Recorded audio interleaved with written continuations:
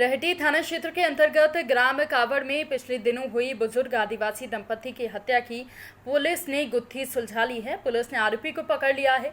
आदिवासी दंपति की हत्या आरोपी के द्वारा सिर्फ इसलिए की गई थी कि आरोपी ने झाड़ फूंक कराई थी। इसी को लेकर पैसे का लेन देन भी था, लेकिन आरोपी को झाड़ फूंक से लाभ नहीं मिला तो उसने बुजुर्ग दंपति की हत्या कर दी।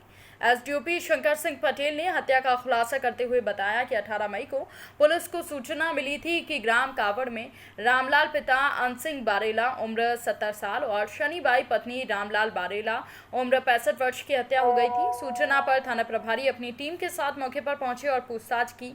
और साथ ही आपको बता दें कि इसके बाद पुलिस अधीक्षक एसएस चौहान भी घटनास्थल का दौरा करने पहुंचे और निर्देश दिए कि हत्या के आरोपियों को शीघ्र ही पकड़ा जाएगा। सघन पूछताछ की और वैज्ञानिक साइंटिफिक तरीके से वो इन्वेस्टिगेशन किया।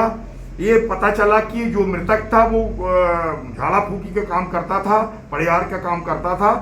और इसी एंगल पे हमने जाते हुए जब पता किया तो ये ग्राम नायडू का 29 वर्षीय एक बारेला समाज के व्यक्ति है जिसकी ससुराल ग्राम कावड़ में ही है।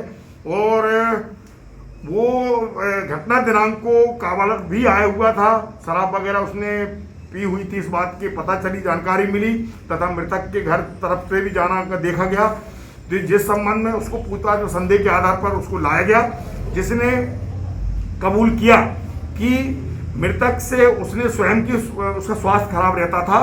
जो मृतक है रामलाल बारेला, उससे उसने झाड़ा फूकी कराई थी तथा वो पढ़ार कराई थी, पूजा पाठ जो भी होता है उसकी रंजिश, लेकिन वो स्वस्थ नहीं हुआ था।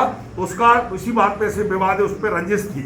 इसी बात को विवाद रंजिश के कारण से, और जो दादा मृतक था उसको वो पैसा उनकी मांग करता था कि मैंने जो आपसे झाड़ा फूकी और पढ़ाई की है उसका पैसा चाहिए, पैसा क्यों नहीं दे रहा है। इसी बात पर के रात्रि में जब इसके घर में उसने बुलाया, घर पे ही इनका आपस में विवाद हो गया।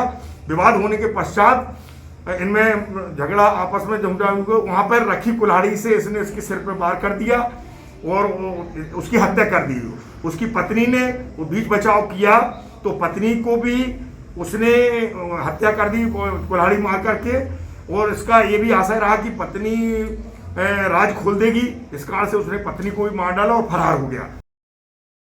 बलराम सिसोदिया की रिपोर्ट।